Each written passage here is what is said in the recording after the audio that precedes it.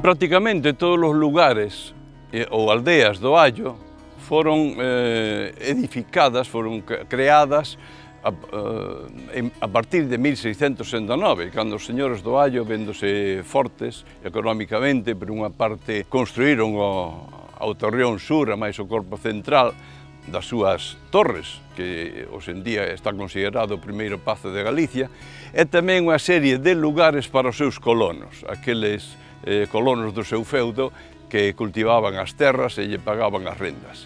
Entre elas, empezando por esta do Allo, que quedan as ruínas, tamén denominado Curro, e outros chamados o Pombal, donde hai un pombal, regalados, casas novas, Muriño, e tamén a Cebola, do que imos falar máis polo miúdo, non?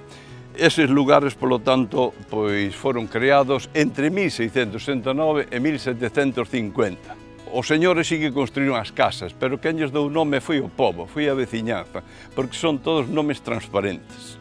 E o máis curioso de todos é a Cebola, que non é un fitónimo, é dicir, que non había unha cebola ali descomunal, senón que é unha creación festiva, replicante dos propios veciños, non? Con referencia ao allo. Eles sí que creían que o allo procedía, o nome do allo procedía da planta. Entón, seguramente dixeron, se ti és do allo, eu son da cebola. E, de feito, xa existía unha copla a mediados do século XVIII que dicía así: hai do allo, hai do allo, hai do allo, hai da cebola. Hai do allo, nunca cheu do allo fora. Recolleu esta copla o famoso cura de Fruime, Diego Cernadas e Castro, que lle serviu para facer unha glosa contra o historiador Antonio de Riobó e Seixas, que era historiador e cóengo de Santiago. Xurdiron un enfrentamento entre eles a raíz dun rezo sobre a batalla de Clavijo, pero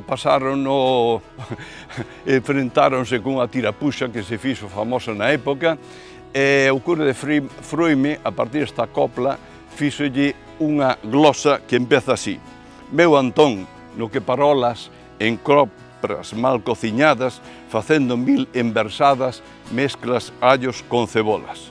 Nesta poesía, allos e cebolas escribeo sempre con mayúscula o cura de Fruime, e non sabemos cando se refire aos topónimos ou cando se refire ás plantas, non? A copla popular sí que chegou aos nosos días, polo menos a mediados do século XX, pero de outra forma. Cantaban os propios mozos e mozas do Allo cando ían ás festas. Son do Allo, son do Allo, son do Allo, son da cebola. Son do Allo, nunca cheu do Allo fora.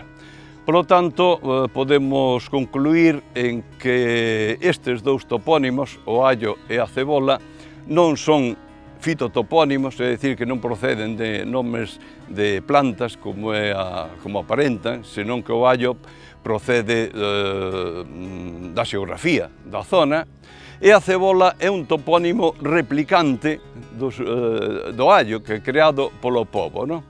Esta é a historia curiosa dos topónimos o allo e a cebola, que, polo menos a cebola, é un topónimo único en Galicia.